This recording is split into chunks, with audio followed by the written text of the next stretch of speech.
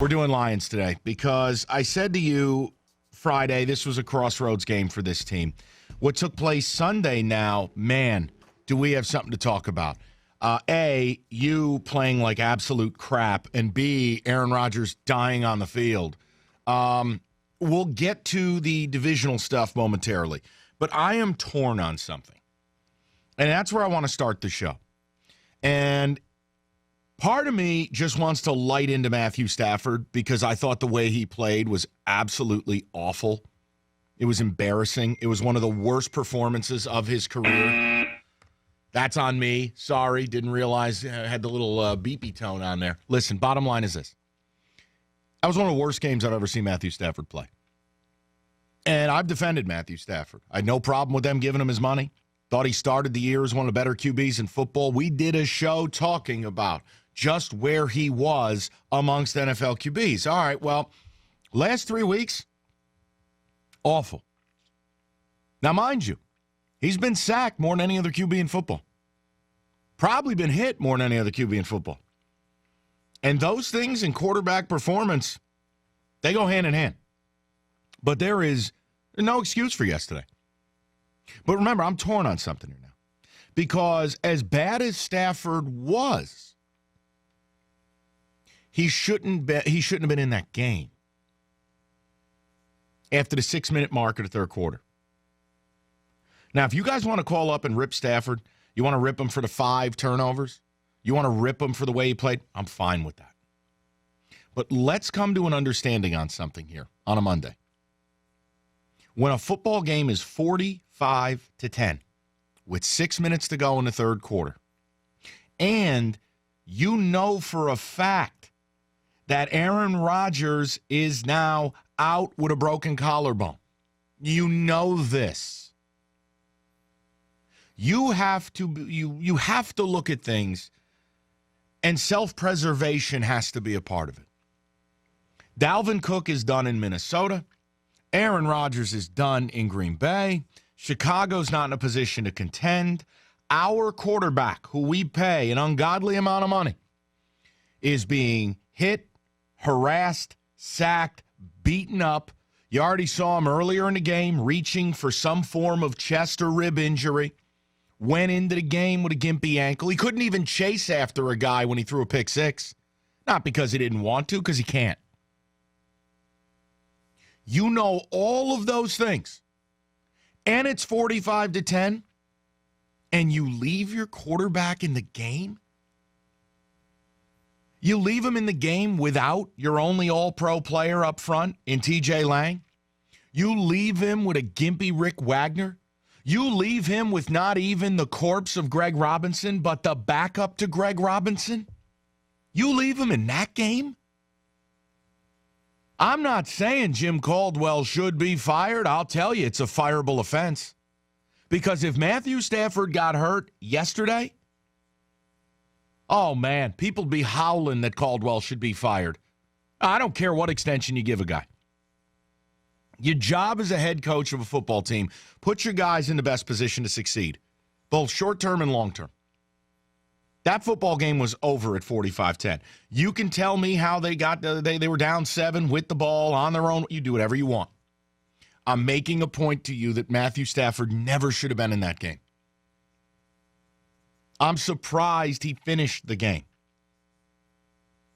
So I'm torn between wanting to bury Stafford's performance yesterday and then bury the fact that he was allowed not only to play that way, but to be in a game where they were down 35 points, and he's banged up, and he's turning the ball over. So I made a decision. I'm going to do both. To start the game, the first third down of the game, it's Stafford's fault that he got sacked in the end zone and the ball came out for a touchdown. That's his fault. He looked like a rookie. He held on to that football way too long. You have the internal clock. You know the down and distance. You know where you are on the field. You know you cannot hold the football in the end zone. I'm sorry. That's him. That's his fault. The strip sack, that's his fault. Why is that ball away from your body? Why are you trying to throw it as a defender goes by you? What were you going to do? Throw it through his chest? His fault. And even though he shouldn't have been in the game, he was in the game. The 2 pick sixes were ridiculous. New Orleans openly knew Stafford's timing. They knew you were throwing the ball very, very quickly. That's how you end up knocking down 12 passes. That and your quarterback's not using his passing lanes. He's just not. One of Stafford's worst professional days ever, in my opinion. And the O-line didn't do him any favors. And Golden Tate getting hurt didn't help. I hear all that, guys. But you can't play the way Stafford played. And you know what? Shame on that coaching staff and shame on Bob Quinn for allowing him to be in that game at 45-10.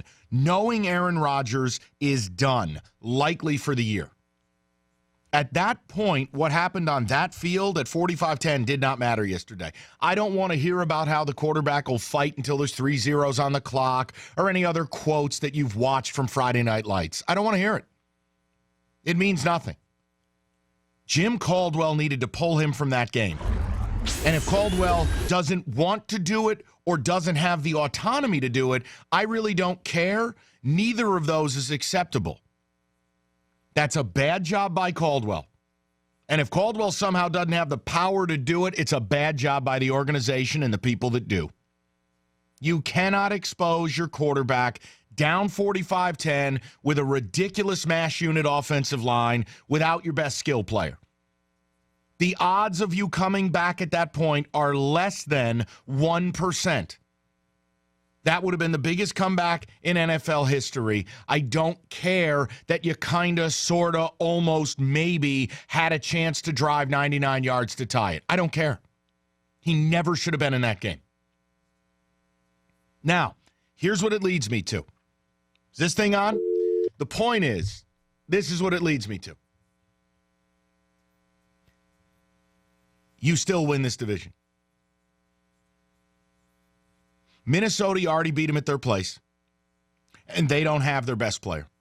I mean, right here and right now, if you want to tell me Steph Diggs is better than Dalvin Cook, that's fine. You can have that argument amongst yourselves. I'm not interested in having it. Dalvin Cook was a game changer. Dalvin Cook was a big-time running back. You saw it early. He's done. Green Bay is done without Aaron Rodgers. 2013 with Flynn, I know, you're scared. I'm not scared of Brett Hundley. Brett Hundley wasn't good at UCLA. I'm sure as hell not scared of him now. If you don't win this division this year, everybody should be fired at this point. I mean, I know that won't happen. I'm just telling you how I feel. I mean, how at the end of this season do you not win this division? Bears aren't ready to contend. Minnesota lost their best offensive player, and Green Bay just lost the best player in the league. You might be able to win this division with 9 wins. 9. You've already beaten Minnesota at their place. I can't make any excuses. So you got a couple things you can talk about. You want to rip Stafford? Rip him. He was awful yesterday. There's nothing I can say. I've defended him. I've attempted to rationalize how he's played, talk about the O-line, talk about the... I can't do that yesterday. I don't care how bad things are around you. A 9-year vet with the talent this kid has, making the money that he has, you cannot play that way.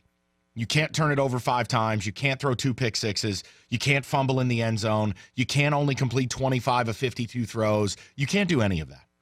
But make no mistake, the reason it looked as bad as it did was because I think this organization, including this coaching staff, sold him out and allowed him to continue to make himself look bad and risk injury, knowing that you just got the most... I mean, if there was a gift you could ever get, it would be Aaron Rodgers being hurt but not career-threatening, because that would be mean. It's malfeasance, honestly. 248-539-9797.